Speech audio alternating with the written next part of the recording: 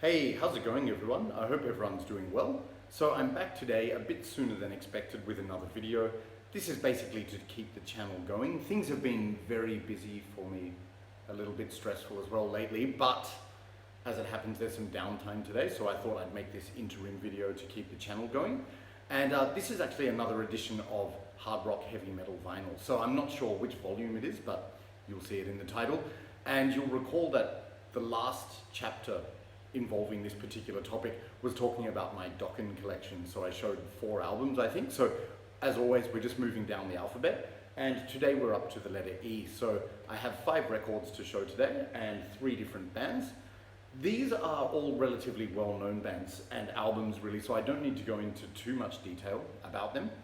Sorry, just checking the gates locked there. Yeah, not going into too much detail, but yes, it's more like a show and tell. But anyway, let's hear your thoughts on these albums as well. So without further ado, we will get into it. So starting with the letter E, the first album I'm going to talk about today, this is Europe with Wings of Tomorrow. So Europe will probably need no introduction to most people. They were very famous in the 80s and still are basically. Sort of iconic melodic hard rock slash pop metal from Sweden. And or maybe you could also say synth rock, because they use a lot of synthesizers in their music and that was a big part of their sound and atmosphere. Now I know a lot of people might laugh at me showing this, saying, oh really, you like Europe? Yes, I do. I have no qualms in admitting that. When I was a preteen growing up in the 80s, this kind of music was very popular on MTV and you even heard it on the radio. So it's sort of my era growing up in the 80s, and this was sort of among the first sort of, relatively speaking, heavy bands that I heard at the time. I think like the first Europe song I ever heard was Rock the Night, which is from another album, but yes, really like them. What I also like is, in addition to the atmosphere with the melody and the keyboards, they have a very Swedish or Scandinavian sensibility and sound. I can't say exactly what I mean by that, but it just has that Swedish sound to me. And often a characteristic of that is the grip on melody, which these Swedish bands have. But yes, fantastic band. I really like the use of guitars, the keyboards. Joey Tempest, the vocalist, has a great voice. Yeah, just love them. So this is their debut album, Wings of Tomorrow. You'll see here, this is a Japanese pressing, which I picked up some years ago in Takamatsu, a small island in Japan, in addition to some other things. But yeah, debut album, and it was very popular in Japan actually. So this is a very strong, solid album by this melodic hard rock band. Is it my favorite? No, but it's pretty close. It's a very good album. So you probably all know the album, but we'll just go through it quickly. So it kicks off with a track entitled Stormwind, which is one of my favorite Europe tracks of all time. And no, not because of the fact that that's my channel name. It was actually the other way around. I named the channel after the song, because what I like about this song, Stormwind, is that it's so epic and melodic, especially with the use of the guitar solos and the keyboards and the vocals, you know, the choral or the group vocals in the chorus. Like, it's such a strong chorus, Stormwind, and it's such an easy song to sing along to. So I would say Stormwind is one of my favorite Europe songs of all time. Check it out if you haven't. Then the second song, Scream of Anger, not a very memorable one of mine, but I will say this, there's no bad tracks on this album, just ones that stand out more. But the third track, Open Your Heart, that's a really good song. Sort of like a semi-power ballad, but it's a bit faster than that. But yeah, very good, memorable chorus, which I really enjoy. Then the next track, Treated Bad Again, really good, some raunchy, heavy riffing in that, and great chorus, and the verse as well. Like, I think Joey really shines on that song. The way he pumps out the vocals and what the lyrics are about, it's really interesting. It's basically saying about this woman, oh, you always come to me with problems when you have trouble with your boyfriend, but why do you let him get away with it, kind of thing. But yeah, it's really cool. So yeah, and then the side 1 concludes with Aphasia, which is like an epic melodic instrumental. With these traditional heavy metal bands, I'm not really a huge fan of the instrumentals, because I think, I don't know, they just don't do much for me, but that track's okay. Anyway, then we go over to side 2, and it starts off with Wings of Tomorrow, which again, that's the title track of the album, obviously. But yeah, it's okay. Like a bit of a gallop in that, but again, not one of my favorites, but good galloping guitar and drum work. Wasted Time is excellent, just like that classic pop metal Europe sound. I really like that. And Lion Eyes, that's kind of like fast and chugging, like a little bit thrashy, but of course, always overcoated with that Europe-styled trademark melody. And Dreamer, fantastic. Like, that's another great classic Europe power ballad. I really like it. Sort of similar to some of those ones they were more famous for, like Carrie, which I'll talk about later. But yeah, Dreamer is a fantastic song. And then it finishes off with a like typical closing track, Dance the Night Away, which is also very good. So no bad songs on this album, as I said, but there are just some that don't stand out. But just to recap, my favorite songs on this album are Stormwind, Open Your Heart, Treated Bad Again, Wasted Time, Lion Eyes, and Dreamer. So 6 out of the 10 songs. But yeah, really good stuff. Just love this artwork too. Yeah, very cool. And I'll show you the inside because it's just on, actually I'll show you the actual vinyl itself. Yep, so it comes on plain black vinyl, but the main reason I wanted to show this is just because of the labels, because this is an original pressing, so on Victor labels there. And the problem with having a fan is it blows shit everywhere, which is kind of annoying. But I'll survive, hopefully. And just show you the insert because this is pretty cool as well. So yeah, Japanese pressing, so all of the lyrics translated into Japanese there. And I like the logo of this band, it's very smart. And yes, in fact, none in English, they're all in Japanese, but that makes sense because it was a Japanese release. And incidentally, this particular album was huge in Japan. I think I mentioned that already, but like it has a big following in Japan. As I said, it is a good album, like very good actually, but just not one of my favorites by Europe. But I'm going to put this back in the box later. But yes, very good album. If you've never heard Europe, it's definitely worth checking out for those songs alone that I mentioned. So yeah, awesome album, Europe with Wings of Tomorrow. Okay, so coming up next, we have another album by the same band. This is Europe with The Final Countdown. So this album, again, probably needs no introduction to most people. Of course, The Final Countdown, the song, that's undoubtedly the biggest hit that this band has ever done, and it is a fantastic song. You'll notice, die-hard fans will notice, this is not the original cover. The original cover had kind of like a space-themed comic strip kind of picture, which looked pretty cool. So this is just a photo of the band. Some people would say it's a terrible album cover, but I think it's just straightforward. That's fine. Ultimately, it's the music that counts, and we have all the songs on the back. Yeah, so long story short, this is my favorite Europe album for sure. It's just, you know, it's an absolute classic. You can't deny that if you like this band. It's got some of their biggest hits ever, but really, I would say, honestly, this album is all killer, no filler. So unlike Wings of Tomorrow, pretty much every track stands out to me on this. So let's have a look. So it kicks off with The Final Countdown, which has that spacey melodic feel, especially with that iconic keyboard riff in it, and very memorable chorus, good vocal harmonies, so I just love that. You know the song, of course. And then the second track, it was their other big hit, Rock the Night, which, as I said, was the first song that I heard by this band on the radio. I just love it. Like, some people might say it's really cheesy, but it's just such a feel-good hard rock song, and very anthemic, like very easy to sing along, especially with the whoa, like kind of vocal patterns in the chorus. But yeah, Rock the Night, absolutely brilliant. And confession to make, I sing my heart out to that song. Then track 3, we have Carrie, which was their famous ballad, like mostly done on the keyboard, like so not really rock oriented, but you might have heard me mention this before. I'm not really a huge fan of ballads or love songs, but I think this song Carrie is a good one because it tugs at the heartstrings in the sense that it's very emotive, like it's supposed to be sad and melancholic, but it's done really well, and the chorus is just really easy to sing along to, and Joey Tempest's vocals along with the vocal melodies are just fantastic. So Carrie is a rare ballad or power ballad that I really like, actually. Then the next track is Danger on the Track. Very memorable chorus in that song, and I love the pre-chorus too, which is someone is waiting in the shadows of the night. If you know that line, you'll know it's a really good one to sing along to, so I love that. And then the concluding track on side A is, of course, Ninja, which is a bit sort of like faster and more chugging, but yeah, Ninja Survive, good song. Then we go over to side 2, and it kicks off with another Europe smash hit, which is, of course, Cherokee. Excellent song, like the keyboard riff in that song, which opens it, is so good. Joey Tempest's vocals are absolutely amazing, and the chorus, you can't not sing along to that chorus. It's absolutely brilliant, and it's that kind of one where you, in that 80s vein, like you pump your fist and really sing your heart out, or maybe I'm speaking for myself, but yeah, I just love that song, Cherokee. And towards the end, they have this kind of keyboard solo, which makes it sound a bit like a scene out of Rocky or something, but really good. And what's interesting about that song is, this band isn't political at all, but that song is about sort of the hardships which the Native American people suffered at the hands of white settlers, you know, their culture being destroyed and everything when they're invaded. A bit like Iron Maiden's Run to the Hills, but yeah, fantastic song. Cherokee, Marching on the Trail of Tears. Now, the next track is entitled Time Has Come. Wow, just with that keyboard intro again, and Joey's really emotive, melancholic, melodic vocals in that. It's brilliant, like his vocals shine in that song, Time Has Come. And of course, it's kind of like a power ballad as well, I suppose, because then the chorus is really big and heavy and anthemic, but I just love it.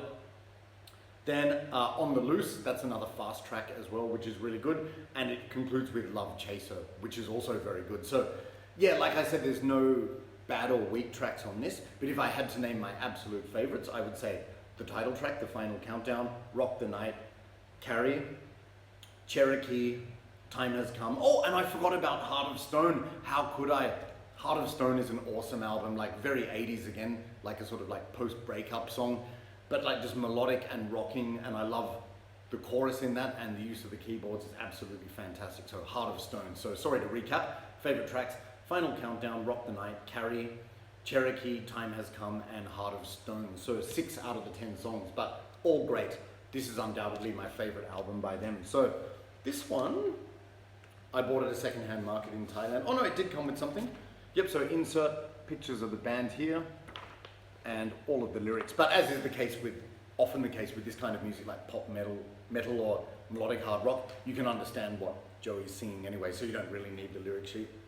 But yeah.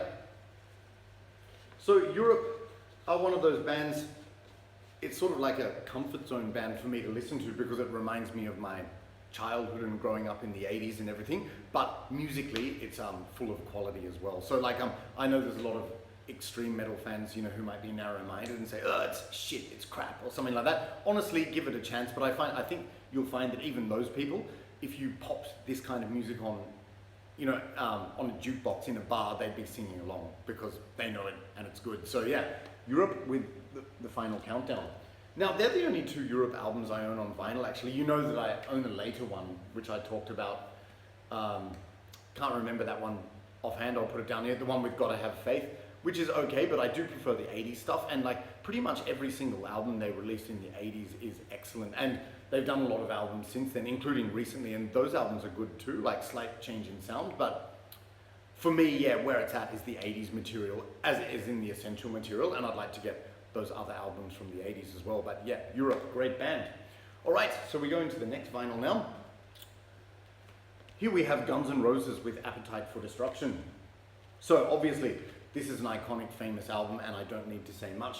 What can I say that hasn't been said already? You know, just classic hard rock album, and what was groundbreaking about it was this was not only the band's first album, but it really revamped and changed the whole like hard rock heavy metal scene in the US in the 80s, because at that time it was dominated by these preening glam bands, you know, like using a lot of peroxided hair and women's makeup, you know, that kind of thing. But then this band like reverted to that sort of like downtrodden, dirty street look, like basic biker gear, like leather jackets, jeans and everything, and their sound wasn't those really high-pitched vocals, although Axl's were kind of sometimes, but he had his own style. So this really changed the landscape of hard rock and heavy metal in the 80s. It was released in 87, I think.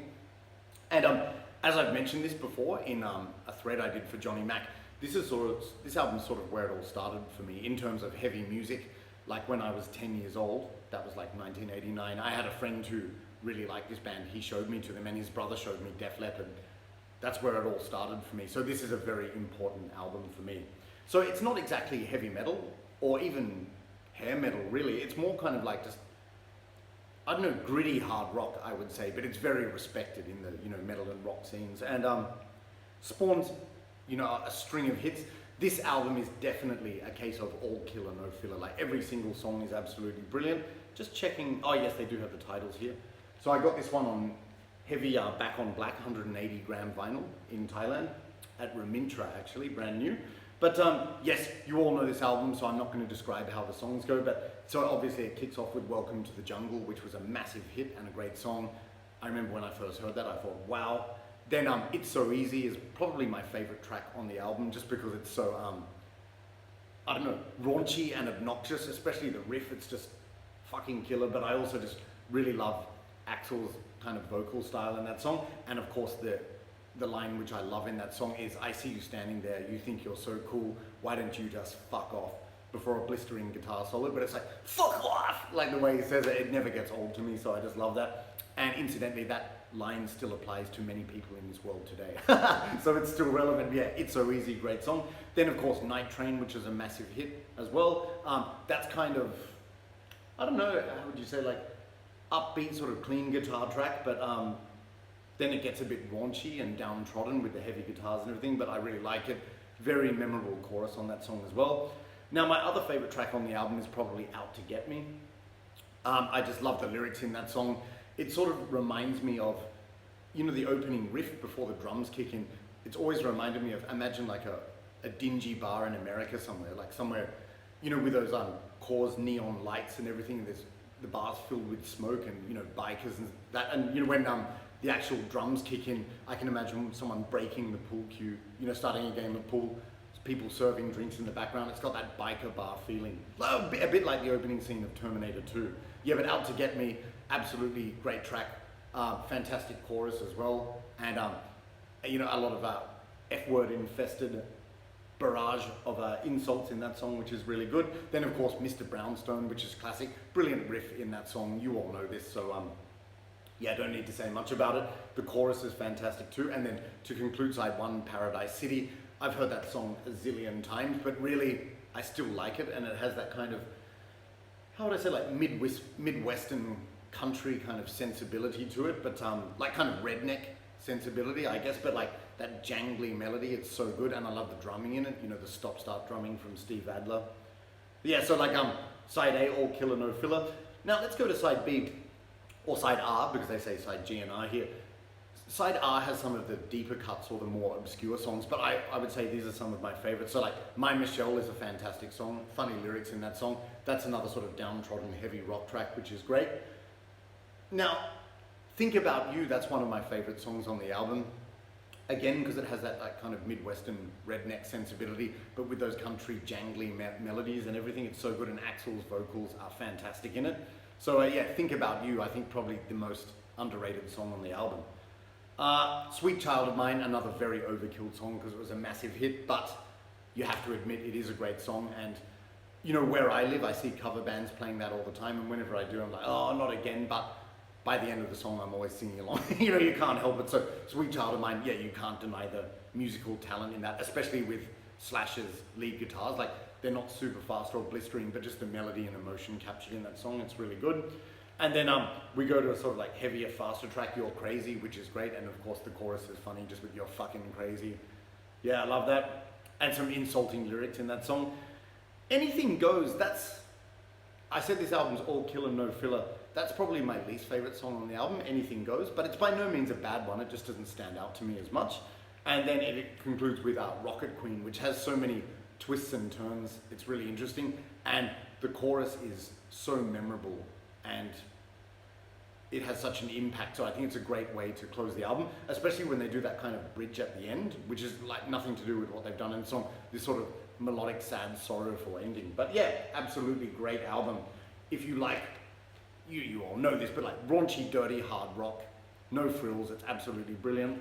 And like I said, this was the album that started the heavy music journey for me, so it always holds a special place for me, and I love it. Now I will say this, I don't think much of Guns N' Roses outside of this album, if I'm being perfectly honest. Like, the album which followed this, Lies, I do like.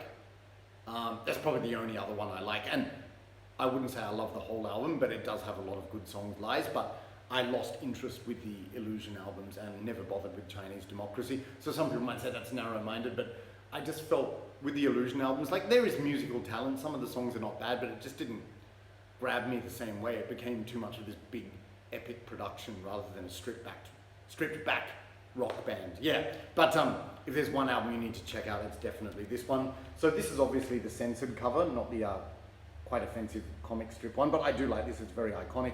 I used to have the t-shirt of this back in the day, so as you can imagine, I was styling. And picture of the band on the back. yeah, so like I was 10 years old wearing this shirt, and yeah, I thought it was really cool. It is. And just show you the insert. So, oh yeah, so here we have the censored artwork. So it's good they included that. And then also all of the lyrics here. And I won't pull this out. This is just back to black vinyl, 180 grams on Geffen Records. Yeah. So yeah, this is an album where I've heard it millions and millions of times, but I still enjoy listening to it. It doesn't get boring. It's a timeless album. Like if you put it on today, right now, you'll still enjoy it, and I really like it. So just to recap, favorite tracks for me are It's So Easy, Out to Get Me, Think About You. They're my top 3, but I also really like Mr. Brownstone and Paradise City, Rocket Queen. They're all pretty damn good. Yeah, so definitely check this out if you haven't, and if you know it, play it again loud. So that's Guns N' Roses with Appetite for Destruction. All right, now we're moving on to another band, the third band of the day, one I've spoken about before actually in a recent video. That is of course Iron Maiden. So this is Iron Maiden with Number of the Beast. So if you saw my Iron Maiden CD collection video, you'll remember that I didn't actually talk about this one because I don't own it on CD. So on today I could talk about it in a little bit of detail, but again, this album is so iconic that everyone knows it. You've all heard it probably, and if you haven't, you should. So yeah, this was Iron Maiden's third album. So the first 2 were Self-Titled and Killers. This was the first album featuring lead vocalist Bruce Dickinson. Before that, it was of course Paul Di'Anno. And yeah, this is where the band adopted a more sort of epic heavy metal sound. Like the first 2 albums were very stripped back and raw, and dare I say it, even a bit punky, even though the band always said they hated punk music. But just riff-wise and in terms of the speed and Paul's vocals, I think it was a bit punky. But this is when they went more in the direction of epic heavy metal, and for the record, I like both styles. But yeah, this is what made the band explode. Like Bruce Dickinson, he looked like more of a typical heavy metal frontman, you know, like with the kind of He-Man hairstyle, like the fringe and the long hair. So he was a bit like Samson. He reminded me of Samson, and incidentally his band before this was Samson. But yes, so good image for the band. But yeah, musically this album is just fantastic.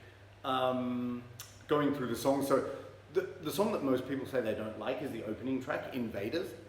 And I don't mind it actually. Like it sounds a bit haphazard, like the chorus sounds maybe like a little bit of a rush job, but the actual verses with the chugging riffs are great, and I really like the lyrics because it's talking about Nordic warriors like Vikings invading, and yeah, really good. And yeah, the lyrics really capture the imagination, so Invaders is not such a bad song. Then you've got Children of the Damned, which is like just a great sentimental, sad power ballad, but not a love song, but like how would I describe it? Just like a very melancholic track, and I think it was based on a science fiction story. Aficionados will know, but Children of the Damned, was it a book or a movie, or probably made into both in the end, but that was some kind of scientific horror story, I think. But the music in that is very melancholic. It's got a very emotive chorus, especially with the lyrics when Bruce sings Children of the Damned, which is great. Then you've got The Prisoner, which is famous for the stop-start riff and the big drum sound and that sample at the beginning, you know, I'm not a number, I'm a free man. But yeah, that song has a lot of twists and turns actually, because then the chorus is kind of like happy and melodic, but it's galloping, really good. Then the track at the end, 22 Acacia Avenue, I just love that song. Again, great chugging riffs in that song, and you know, the lyrics and the vocal delivery are so memorable, which I really enjoy. And I really like is it the bridge or the chorus? You know, 22 the Avenue, that's the place where we all go. Like great emotive, powerful vocals in that. So I really like that. Going over to side 2, we have, of course, the title track, The Number of the Beast. So yes, his number is 666, that famous intro. And at the time, it's funny because this album came out in, what, 82? So the band were labeled as Satanists, which they're obviously not. You know, Steve Harris just writes powerful stories based on fiction. And let's face it, when we're talking about heavy metal, like, evil captures the imagination. So I think that's where, but I think he said it was actually based on a dream he had, so like some kind of nightmare. But anyway, very cool song, like Number of the Beast, come on. It's a quintessential heavy metal song. And yeah, again, the chorus is really good. Excellent guitar solos, you all know it. And then another smash hit after that, Run to the Hills. Fantastic, like one of the most powerful galloping heavy metal choruses in history. But my favorite part of the song actually is that funky melodic riff at the beginning of dun, dun, dun, dun, because it's sort of like a combination of really energetic and gung-ho, yet at the same time melodic. So I really like that. Or as Bruce Dickinson said, it's a combination between the melody and that kind of yeah, and it's like, yeah, really good. So I like that. Now Gangland, I think a song about cowboys actually, that is a very underrated deep cut. I love the song Gangland, especially the chorus. Like it's just so good, one of those sing your heart out ones. And I like the part at the end where Bruce slightly changes key. It sounds so good, really good. And I know Razor Fist on his channel said Gangland is an abomination or some garbage track, something like that. I respectfully disagree. I really like that song. So there you go. And then it concludes with the awesome, awesome Hallowed Be Thy Name, which is so atmospheric, you know, based a song about someone on death row about to die, you know, sentenced to hang. But it's just so atmospheric, and that the music captures the emotion, these emotions of, you know, like fear, anticipation, worry, sad reflection so well. And especially like that part where he says the sands of time for me are running low and it starts to gallop. Oh, it's so good. Like that song, even talking about it now, see, like hairs on my arm are standing up on end. That song, Hallowed Be Thy Name, always gives me the chills because it's just so emotive. And then it's just got that, you know, epic parts, like brilliant guitar solos, and then that galloping riff, like dun dun dun dun dun dun. You know, it's just, oh, I will never ever tire of that song. So absolutely brilliant album. That's just my take on it. But of course you guys know this already. But yeah, really cool cover art. So it's, the idea is that Eddie is scarier than Satan or the devil. And I've always loved this picture on the back. Really cool image. So they're standing in hell or purgatory or something. Bruce with the flame torch. Very nice. Yeah. So yeah, this album still had Clive Burr on drums. Sadly, he left after this album, I think. Yeah, but yeah, so Bruce Dickinson, Dave Murray, Adrian Smith, Steve Harris, and Clive Burr. But yes, absolutely quintessential metal. Has it got anything inside? Yes, it has. I can't believe I forgot to show you. Just a jacket with all of the lyrics here and some photoreal pictures of the band. Plain black vinyl. Oh, I'll pull this one out actually because the labels are cool. So it's got an iconic one of Eddie there, and track listings with the iconic logo. Yeah, and what I do like about this album as well is not only do I not get sick of it, but I think it was Gordon, when I was talking to him about this album when he was playing it, Gordon from the Black and Hymns channel, he said something like, there's always something new to discover in this album. And I know what he means, like, yeah, you've heard it a million times, but you might focus on different points, but it's, don't listen to people who say this album is a hype or overrated. It really is something special. So most of you know that anyway. So Iron Maiden with Number of the Beast. And last vinyl for today, guys, by the same band. This is Iron Maiden with No Prayer for the Dying. So in my CD edition, talking about Iron Maiden, I already talked about all albums in detail. I own this one on CD, so I don't need to say much. What I will say though is that this is an underrated gem. Like, is it their best album ever? No, definitely not, but it doesn't get the credit that it deserves, in my opinion. Like, I think it's actually really good. There's a lot of good hits on this as well as deep cuts. It's just, if anything, some of the tracks are kind of fillery and not that memorable. But I'm not saying that because I really like them, and a lot of these songs grow on you, but yeah, it's not quite comparable to the ones from the period of the earlier 80s, but still some great tracks. So this was the last album to feature Bruce Dickinson before he left for a while, and the first to feature Yannick Gers on guitar, replacing Adrian Smith at the time. Now, of course, they're both in the band. But yeah, released after, was it Seventh Son? Yeah, so this came out in 89 or 90, I think. But this reminds me of when I was a teenager, because a friend of mine had the album on CD and we used to listen to it all the time on the weekends. Very cool memories. But yeah, kicks off with Tail Gunner, fantastic track, and I think a really underrated Iron Maiden track. I wish they would play that song more live, because especially with the vocal melodies and harmonies, it sounds really good. Holy Smoke is a fun track as well, talking about the hypocrisy of televangelists, which I really like. No Prayer for the Dying is sort of like a reflective power ballad, but then it again, not in a lovey-dovey way, but in like a reflective, sorrowful way that Iron Maiden do very well. And then it goes into a fast, aggressive, galloping part, so a really dramatic end to that song, No Prayer for the Dying. Now, if anything, the two kind of fillery tracks for me on this album would be Public Enema #1 and Fate's Warning, but they are by no means bad songs. And the funny thing is, I noticed this recently when I was listening to the album, when those songs play, I sing every word and I sing my heart out. So those songs do grow on you. They're maybe just not as standout-ish as some of the others initially. But yeah, Fate's Warning and The Assassin are good. Now, one of my favorite songs from this album has always been Run Silent, Run Deep, talking about pirates going down to Davy Jones. Like, just that opening melodic guitar lick, that dun, dun, dun. Like, it's just so atmospheric before kicking off into this galloping riff. And I love Bruce's vocals in that song, like especially the part where he says and the oily sea, the killing ground. Awesome stuff. And fantastic chorus, which must stick in your head. It will. I know for a fact because I'm always singing it to myself. But yeah, Run Silent, Run Deep is really good. Hooks in You is another good one as well. That's more like more of a stripped back hard rocker, but some memorable lyrics in that song, and fantastic chorus in that. I really love that, Hooks in You. Then the next track is Bring Your Daughter to the Slaughter, which was a big hit, and as I've said before, this song was actually voted by this poll in Britain as one of the worst songs of all time, but fuck, people were wrong there, because I actually really like it, even though the chorus is very simple, like bring your daughter to the slaughter, let her go, let her go, let her go. It's about the melody and the way it's delivered, and I also like Bruce's, you know, the verse part where it's just got the clean guitars and like the galloping drums, like, honey, it's getting close. It's very atmospheric, and I always like that line. What is it? Just empty words and humble pie. That always sticks in my head, but yeah, the power of lyrics. And of course it includes with the awesome mammoth Mother Russia, which, as I've said before, I think that's one of the best metal riffs of all time. Just so incredibly catchy. It's ingenious with how catchy and hooky it is.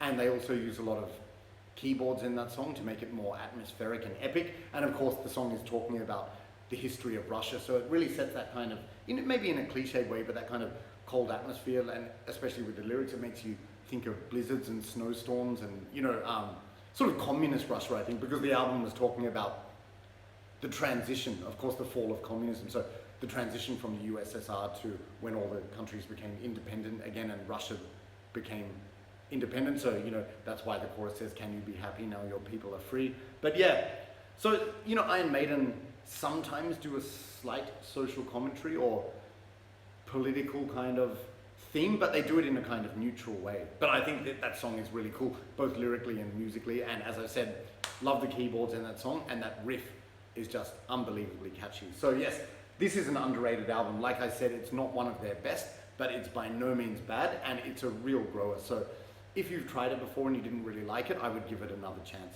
Give it a few listens. But yeah, awesome cover art here. I remember when I saw this as a kid and I wanted to get the poster, it just really looked cool, captured the imagination. Picture of the lads on the back there. And, okay, so it just comes on this jacket, so picture of the lads in the cemetery, it looks like. And then lyrics on this jacket superimposed with Eddie. And again, has it got special labels? Oh yeah, I'll show you this because of the labels. So yeah, it's got the night watchman from the front with the torch being strangled by Eddie. So very cool on plain black vinyl. Yep, so Iron Maiden, a fantastic band. Yep, I probably don't need to mention much, but these are the only ones I actually own by them on vinyl. But yeah, I've got most of them on CD, so if I see other ones at a good price, yeah, I'll probably pick them up eventually, but not in a massive hurry to at this stage. But yeah, great album, Iron Maiden. Speaking too quickly. Iron Maiden with No Prayer for the Dying. Alright, so that's it for today, guys. Just 5 vinyls as promised, and this video is about just gone over half an hour, so I think we'll leave it there. As I said, these albums are very well known, so I probably didn't need to say too much, but at the same time, it's pointless just to say, here's this album, it's good. So I sort of gave my take on the songs. I hope you don't mind that, but yeah, I think I'm not going into as much detail as before, and I want to keep it that way. So just before I conclude this video, I'll just say that my contest, 500 subscribers contest, is still running, and the deadline for that is 30th of August. 30 days have September. Yeah. August. Yeah, August 31st, sorry. Yeah, so you still have time. I've really enjoyed people's video responses so far, as well as the people who asked me questions in the comments. So I assure you, if you ask me questions, I will answer everyone's. Now, with the videos that I've seen, I've already commented on those videos saying I look forward to answering the questions. If you've made a video and I haven't commented, it means I didn't know about it or I've missed it somehow. So if you have made a video and I haven't commented yet, please let me know and I'll go and watch it. With the people who have just written their questions in the comments, that's easy because they're all there. So what I will do when I finally do the draw, I think I'll start with the people who made the videos. I'll answer their questions, and then the people who ask questions in the comments. So if you're not familiar with my contest, check out 2 videos ago. You'll see 500 subscribers. You can get all the details there. But yes, really enjoying everyone's questions. A lot of interesting ones, and I really look forward to answering them. And that's about it. I still have a ton of music to talk about, so that's not going to run dry anytime soon. But I imagine that the next video I make will be the draw for my 500 subscribers contest, where I answer your questions. So as always, guys, thanks a lot for continuing to watch the channel and for your support. I really appreciate it. And I look forward to you joining me in the next one, where I'll answer your questions. And some of them seem fun to answer, so I'll do a bit of prep for that, but really looking forward to it. So yeah, I'll catch you soon. So in the meantime, take care, look after yourselves, and I'll be in contact in the near future. Cheers.